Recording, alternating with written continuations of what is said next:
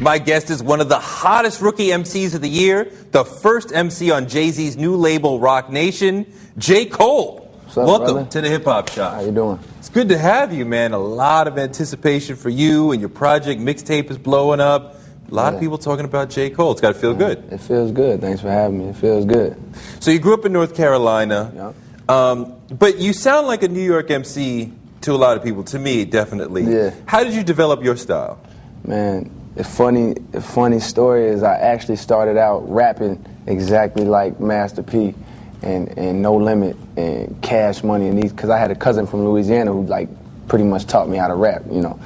But it was like soon after that, like my interest for some reason clicked and I started like really falling in love. I already loved them, but really now that I'm in the rap mode, really appreciating the Nas's and the Cannabis and Eminem and, you know, and the Jay-Z's and the Pacs, who I already love, but it's like, man, you know, so that's how I got my real lyrical style. So I guess to a lot of people, it's like, man, he sound like a New York rapper, but these were the guys I was trying to rap like, you know. So you went to St. John's in New York, and you chose New York because you wanted to be part of the New York scene.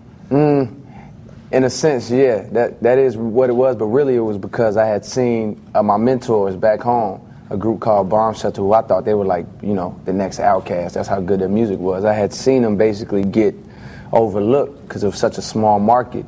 So it was like, man, well, I got to be in New York. I got to be in New York. But why go to college? Why not just move to New York and try to make it happen? Because I didn't have any family. I ain't had no money. College was like a ticket. It was like a real, it was like my hustle. Like, oh, okay, I'll just use college as a way to get to New York. But did being in college and the education you got, because you're magna cum laude, you graduated, so you weren't just there as an excuse to be in New York, you took it seriously. Yeah. So did the college education inform or change the way you rhyme? Maybe not the way I rhyme, but it definitely, the way I handle myself as an artist and the way I conduct myself like in the public light and in interviews, it's like I'm way more conscious of PR and your brand and, you know, things like that. And even the way that television works and this show is being, you know, produced right now, it's like I have a better understanding of these things, you know, from school and my major or whatever. So. Okay. So the video is Who Dat? Who Dat? One take. One shot. One shot. But it wasn't done in one take. Right. You did it a few times. Yeah, we did it maybe, we ran through it with no real cameras, just to run through maybe about 3 times. And then we ended up doing about 4 real takes. So there's 3 other takes out there, you know, to the same video. And you could see the light changing throughout the day. Like one is like real early with a lot of sun, one's like midday, and then the last one was too dark to even use. But one take, ill. I love that. I love this video. Check it out. J.Cole, Who Dat? Who was on the Blueprint 3 album, you were on the Blueprint tour, you're on Jay-Z's Roc Nation label. Talk about, so you've had proximity to Jay-Z, talk about how Jay-Z, or what Jay-Z said, that just opened your eyes to new ideas about MCing. You know what, I can't even pinpoint one thing, it's little things in conversation that we'll have about music. You know, I might play him a song, and he might say one thing about that song, like one little piece of advice, like, oh, why don't you do this? Or, you know, and just that one statement he made, I don't have to go any further because it automatically sparks all these, you know, it gives me insight to the way he thinks. And, you know, the reason why he's been here for 14 years and on top of the game for like 13 of those 14 years. So it's like, whenever he gives advice, I always get a little bit of like, you know, insight.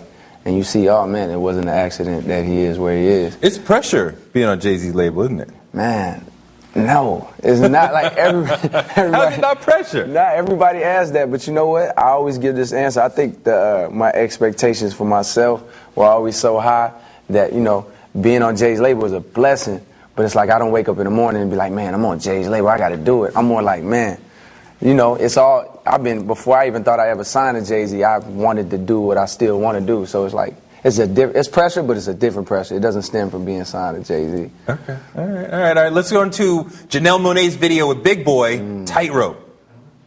You're a good writer. Talk about how you write. Is it pen to paper? Is it to a BlackBerry? And how do you know when you're writing that a line is dope? I'm a traditional writer, man. Like, I'm pen to paper. You know, 90% of the time I'm pen to paper.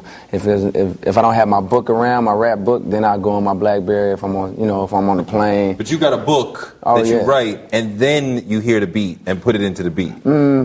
Maybe that's maybe like 5% of the time. Okay. All the other times it's like I make the beat first, and then, you know, I start writing the verse, and then maybe the hook will come after the verse. So you make your own beats? Yeah. Because that's a big thing for you when your mom buys you the beat maker, and that really helps you become an MC. Absolutely. But how is it like working with making the beats help you as an MC?